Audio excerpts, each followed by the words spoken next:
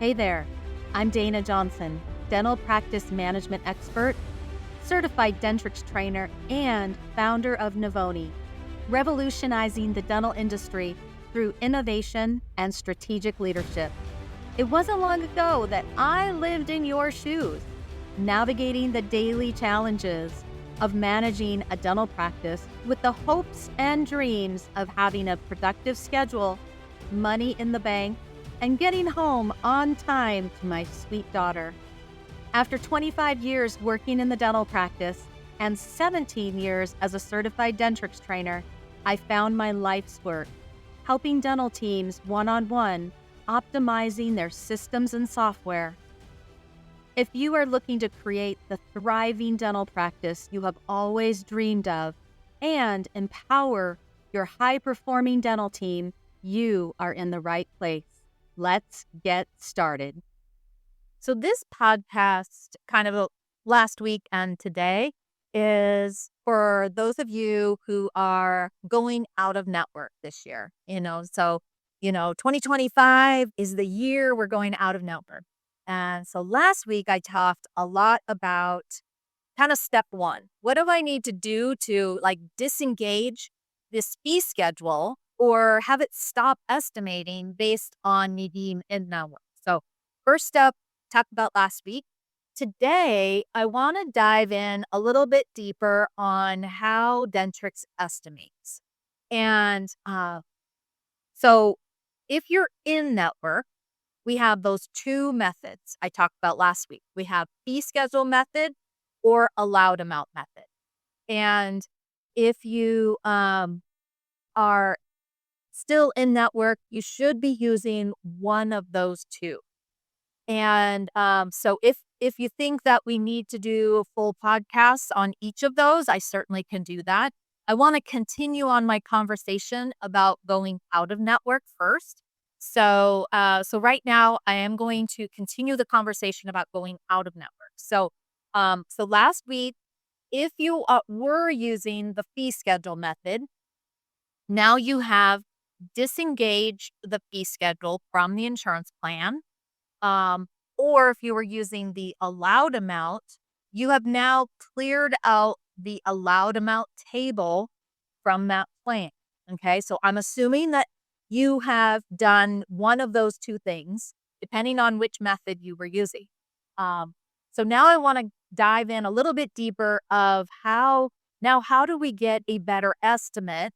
Because we still want to we still want to provide our patients with a treatment plan estimate because they still have insurance. We're still billing their insurance. We're still accepting a assignment for their insurance. So we still get paid by the insurance company. We're just no longer in that. So we still want to provide that value added service to our patients and offer a treatment plan estimate and at least try and get them as accurate as possible. Now, the verbal skills are going to be something like, we're still going to advocate for your dental benefits. We are going to try and get the maximum amount of coverage for you that we can. This estimate is based on the information that we have from your insurance company. And so we do know that it's not going to be 100% accurate because we no longer have a contract with your insurance company. So our estimate is based on the information that we can gather from your insurance company. And so we still do want to be able to help our patients understand what their out-of-pocket investment is going to be and try and give them, the most accurate estimate that we can do with the information that we have. Now, since now you're posting full fee and hopefully we are still checking on eligibility and we're still getting basic insurance benefits. But now we don't have to worry so much about the insurance denying things and, having to write off things that your insurance company is denying. At least now we don't have to worry about that. But we should at least still be checking eligibility. Are they still eligible with this plan? There's 3 really important reasons why you want to at least still check eligibility. That's in that pre-visit checklist. Is do they still have the same plan? Because if they don't have the same plan and you haven't checked and you send out a claim, it's going to come back denied. So the number one thing, the reason why you want to still at least check eligibility is to reduce claim denials. And so that's an important piece of that pre-visit checklist. We want to do that prior to the patient coming in for their appointment. And then the next thing is, can we at least get basic benefits? What is their maximum, their annual benefit for the year? Have they met their deductible? How much of their maximum have they used? So we can at least help the patient understand how much benefit they have still left for this year. So we want to reduce claim denials. We want to at least give patients a benefit estimate. And then the other thing is we do want to try and give the patient as accurate as estimate as possible. That's a value added service to the patient. If you're going out of network, the patient is going to expect more out of you. If you want them to stay at your practice and you're now out of network, you better be able to have some more value to offer. Otherwise, there's no reason why the patient should stay. So, not only is your charm and your good looks going to keep the patient at your practice, but also we have to have some good value why they should come to your practice. So, I still believe we need to check on eligibility. Now, when you check eligibility and benefits, then we want to try and make sure that our insurance setup is the best that we can do. So, in your benefits and coverage in your Dentrix software, we can look at is the maximum per year accurate? Because if you're going out of network, it's very possible that the maximum benefit for the patient for a year would have gone down. So if you were in network, maybe their annual benefit was $2,000. But now that you're out of network, it's very possible that their annual benefit has gone down to maybe $1,500 or maybe even $1,000. So we want to make sure that our annual benefit has been updated in Dentrix now that reflects our out of network stats. The other thing we want to double check on is the coverage percentage. So what does this plan now cover for preventative, basic, major, etc., so that we can update our coverage table. And because it's very possible, just like the maximum may have gone down, it's very possible that the coverage percentages may have also gone down. And so we want to make sure that we update those coverage percentages to reflect now our out of network stats.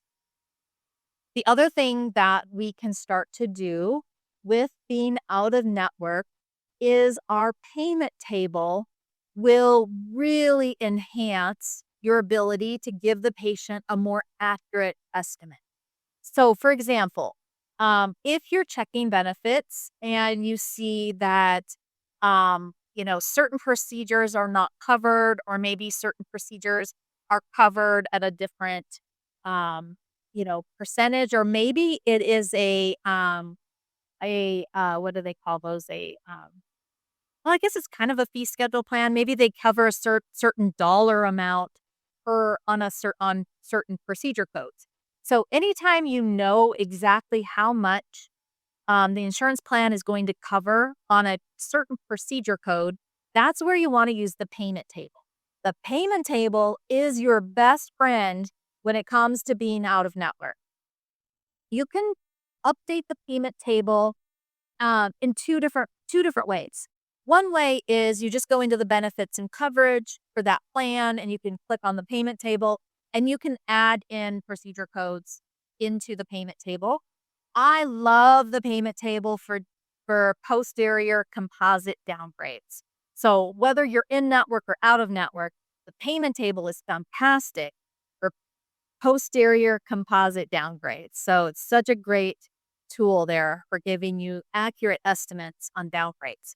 Now, the other way you can update the payment table, which I highly recommend now that you are out of network, is whenever you are posting an insurance EOB, you can update update the payment table as you're entering in those payments for those line item procedures. So if you're posting an insurance EOB and your allowed amount or your submitted amount, let's say it's a prophy. Your submitted amount was $100, but they're going to pay $80.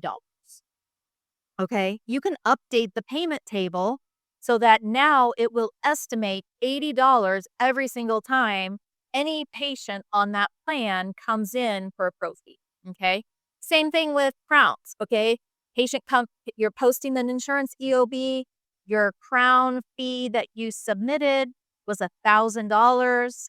The payment on that they paid was $346.52. Okay. You can then update the payment table. So then anytime any patient with that plan has a treatment plan for a crown or coming in for a crown, it will now estimate $346.52 for a crown on that plan because you've updated the payment table. So the more you can build the payment table, the better.